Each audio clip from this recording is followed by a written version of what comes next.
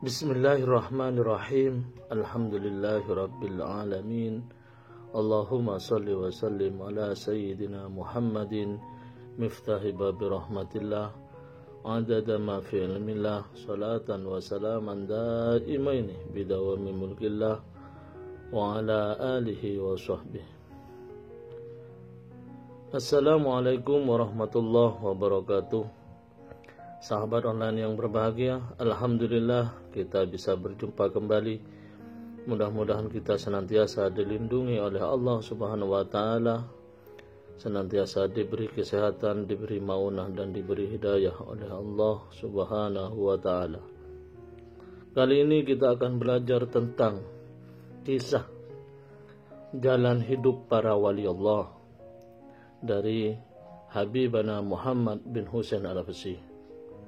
Supaya setelah mendengarkan kajian ini kita semua bisa mengambil pelajaran, dan supaya kisah atau jalan hidup para wali Allah menjadikan penerang yang menuntun hidup kita semakin baik dan lebih baik.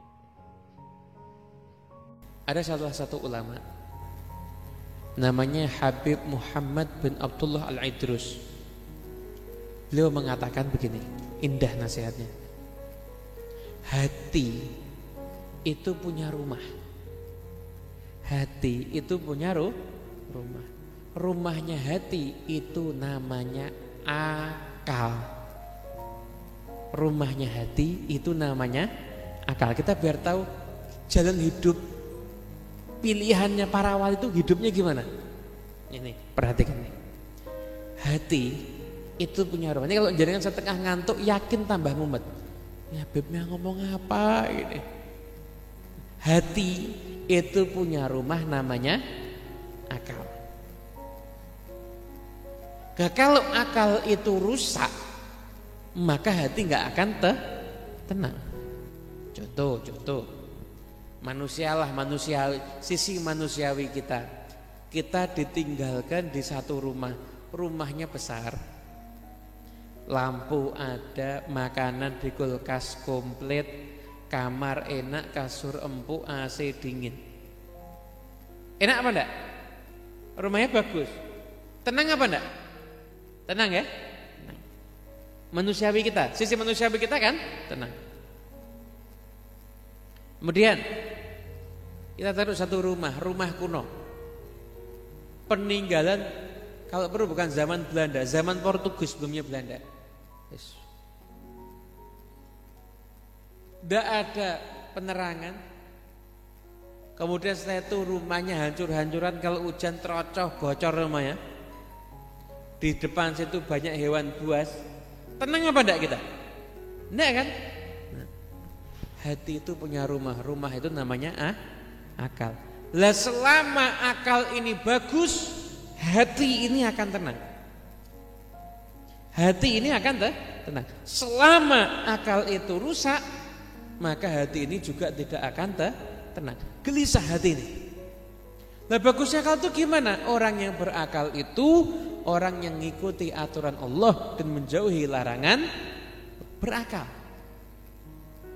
Di selama hidup kita tuh ngelakoni taat, menjauhi maksiat. Tidak mungkin hidup susah tuh, tidak mungkin. Tidak mungkin ngenes hidupnya, tidak mungkin, tidak. Tadi selama ngelakoni taat, menjauhi maksiat. Kenapa? Akal kita sempurna. Orang yang berakal itu bukan orang yang pinter, IQ-nya bukan 200 lagi, 300. Bukan itu. IQ 200, baca Quran tidak bisa, tidak tenang hidupnya. IQ 200, durhaka sama orang tua, tenang hidupnya. Tidak mungkin, mustahil.